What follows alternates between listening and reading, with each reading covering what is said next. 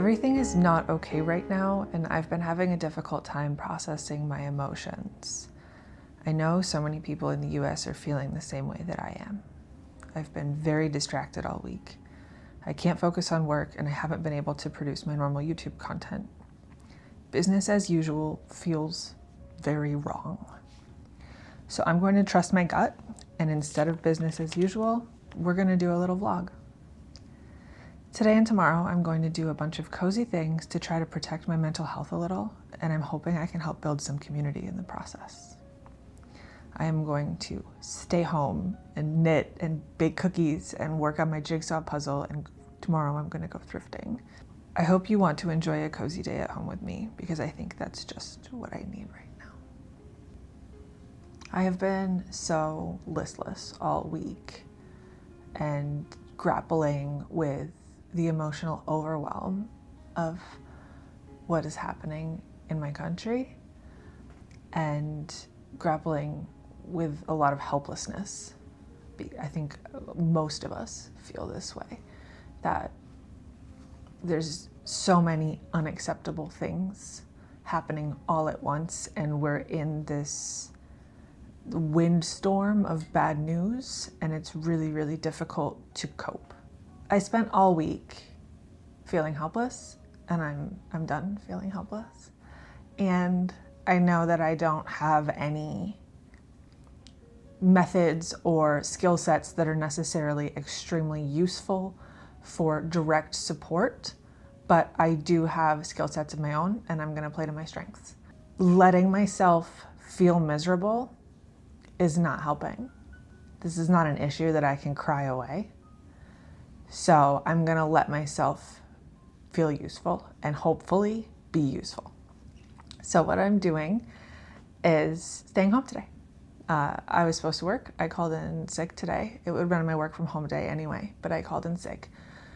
And I know that that's a luxury and a privilege that not everybody has, to be able to blow paid time off or unpaid time on a boycott day, but I do, and I'm going to. So I'm here, I'm staying home, I'm not leaving, I'm not spending any money, and I'm mostly going to be here and be warm and try to protect my peace a little and reflect on how I can try to help my community, because the communities most directly impacted are not something that I can influence right now, and I think I need to focus on what I can control and what I can influence right now. And I don't have the financial position to be able to donate money to Minnesota, but I do have the position to be a community member in the community that I live in. So in this video, we will do some nice, cozy, homebound crafting and baking and rekindle some of the warmth that I need in my life and try to spread that.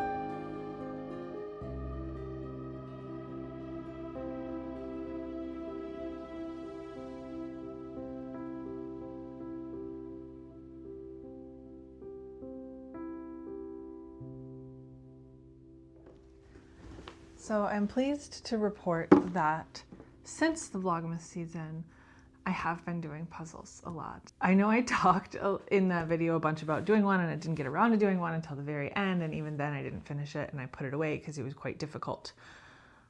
Since then, this is my fourth. I've been really enjoying them.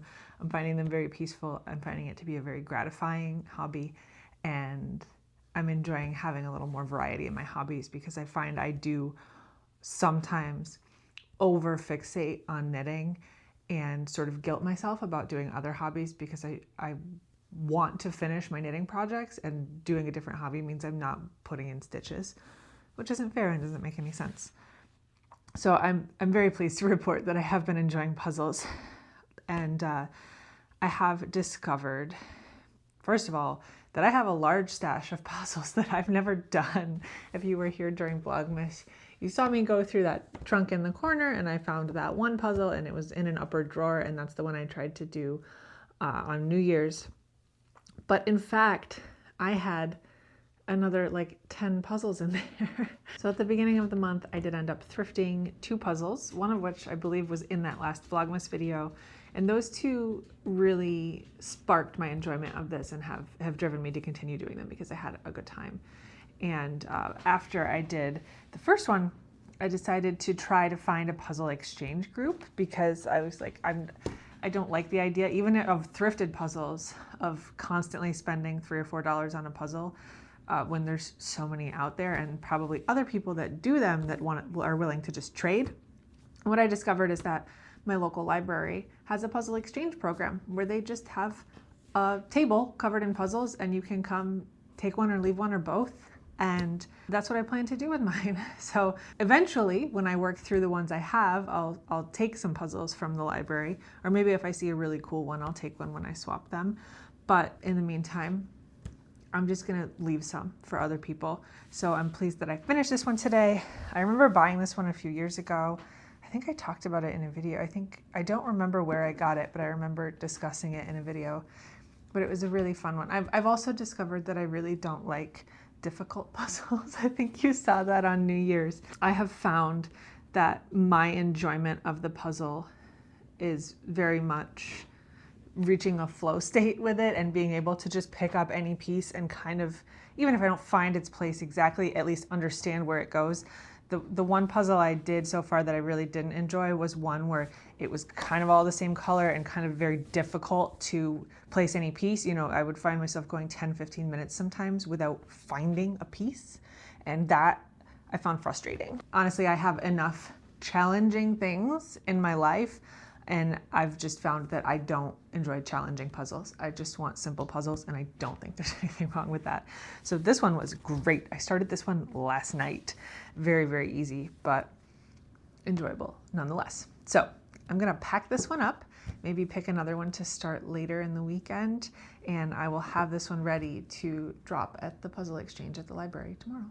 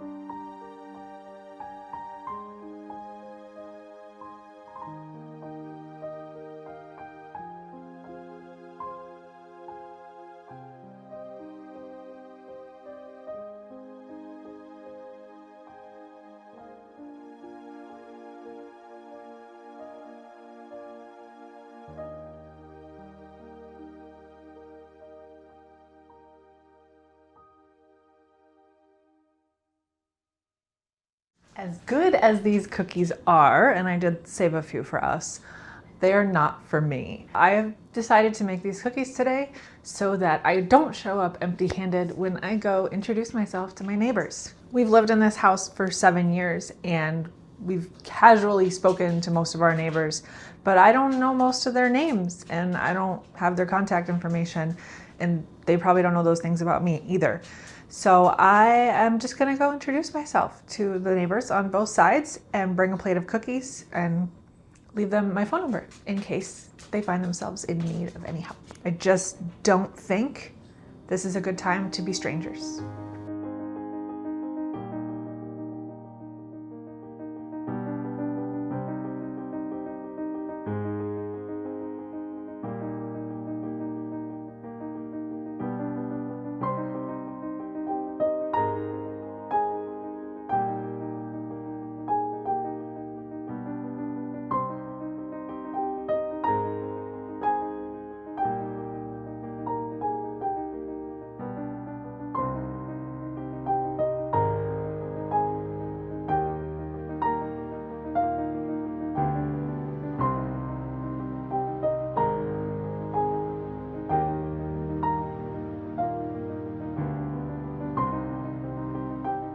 Evening now, and I'm already feeling the urge to settle in for the night. I'm also already feeling like I want to do another puzzle, but I have to go into that trunk in the corner again, which is a bunch of work. I've had quite a quiet day at home. It was occasionally soothing to me, although the stress is still lingering, and it's difficult to keep myself off social media long enough because I do want to stay informed. I do fear the news cycle and don't want to miss anything important, but it's also just like not healthy to keep scrolling. So I'm trying to hover somewhere in the middle. Josh should be home from work soon, and we will just have a nice dinner and settle in for the evening. And tomorrow is our date weekend, and it's Josh's turn to pick. And this man texted me yesterday. Guys, I never thought this day would come. This is insane. He said, I think for our date, we should just go thrifting. And I was baffled. I'm thrilled, don't get me wrong. I don't think he minds thrifting, but he's never been big on it. So I was very pleased when he suggested as much. So we have a plan, but another big part of that is that we have a bunch of donations in the house that we want to get out. So it's sort of a multi-pronged trip because we're donating things at the thrift store. We're going to have a look around at some thrift stores, but also I want to take my extra puzzles to the library just in case they might spark a tiny bit of joy for somebody else, and donate all those things to the thrift. And just in general, keep up my anti-consumerism and anti-capitalist activity because I'm feeling very sound now in my decisions from last year to take a step back and stop engaging with companies like Amazon and Target and big behemoths that are taking an awful lot more from our communities in our country than they're giving back. And of course, not everybody can do that. And there's a whole lot of different things that different people can do. But for me, that was such a natural step. And I'm really pleased I did it. And once again, I can get 90% of what I need secondhand. And I'm just going to continue to do that. So we're going to look at the thrift tomorrow, just as a reminder that shopping in a thrift store helps the earth and the environment and your wallet and your community all at the same time. And it also doesn't line a billionaire's pockets. So win, win, win, win, win. All right, I'll say goodnight to you now because I don't have much more to vlog tonight. But in the morning, I'll probably do a little Catterday morning and we will load up those donations and go thrifting.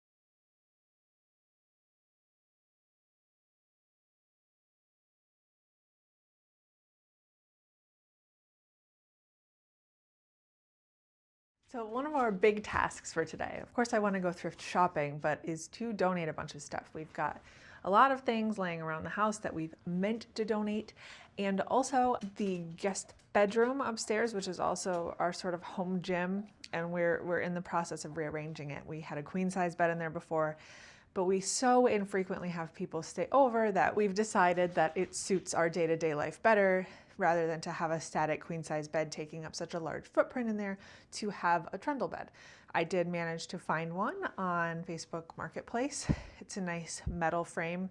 We assembled it a while ago, but right now that room is completely not usable because the old bed frame is still in there and we're in the process of cleaning it out. So that room is also where we had a lot of old posters and like movie memorabilia and things that don't really suit us anymore. We were a lot more into movies and comic books and that sort of thing maybe 10 years ago, and it was at first difficult to let those things go, but I think I'm definitely at a point where we're good moving on. So we're getting rid of about half of those and making some space in that room so that it can be more of a home gym and less of a guest room, but still have the option, you know, because we're here most days of the year, like 350 days out of the year, we're in this house using it, and realistically less than 10 days a year we have people staying over in that room. However, right now the footprint is set up primarily as a guest room and secondarily as a gym for us, and it really needs to swap.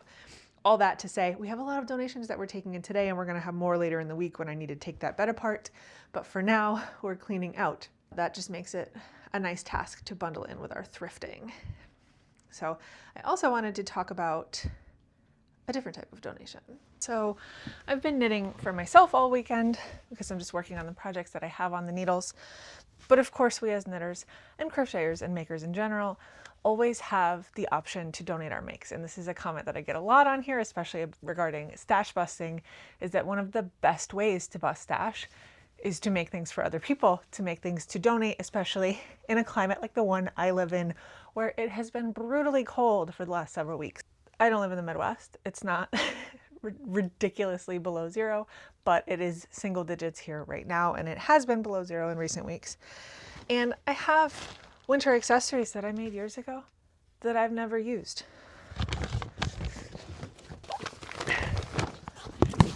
So looking for something in this closet recently, which as you can tell, will never cease to be a giant mess. I found a bunch of things that I made when I was experimenting with my knitting machine. I have a scarf here, nice long scarf with fringe on it. So these have never been used. I just made them when I was playing with the knitting machine and then put them in this bag. There's a headband that matches the scarf. There's a nice black hat. It has a hung hem, so a nice thick band on the bottom. Similar green hat. This cool one. Ooh. Oh, this is really neat. Wait, is this reversible? It is. See, that was such a cool, I don't even remember making this. So it's got this cool like variegated sort of Candyland color on one side and this hand-dyed blue on the other side. How fun is that? And then another sort of fun, colorful hat. And these were all just made on the knitting machine as I was experimenting, learning how to use a circular knitting machine. And something like this I don't think is suitable to donate at a thrift store because I don't know that these are going to find their people there. But there are so many agencies and collection boxes this time of year in a cold climate like mine that collect this sort of thing to distribute to people for free. So I've looked up one in my area where I have a drop-off point, and I'm going to take these and donate them so that hopefully somebody else in my community can stay warm this winter.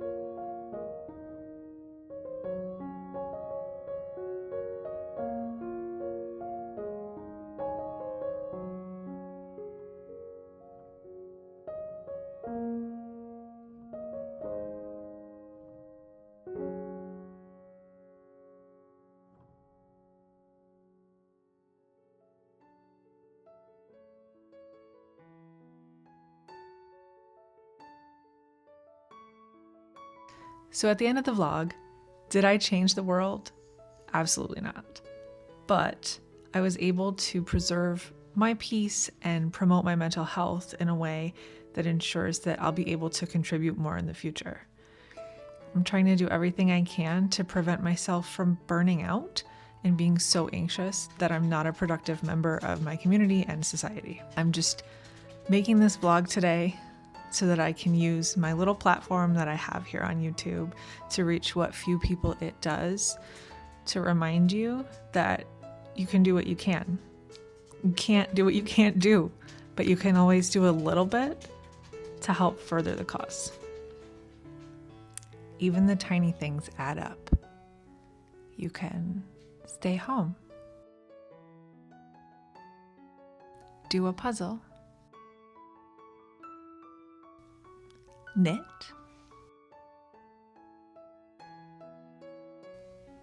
bake cookies,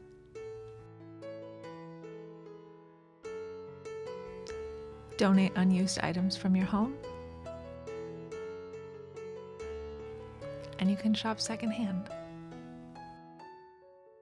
So I signed on today just to say, use your little platform, whatever it is, to make sure that the important things get discussed, and leverage your strengths, whatever they are, to make sure the little things get done.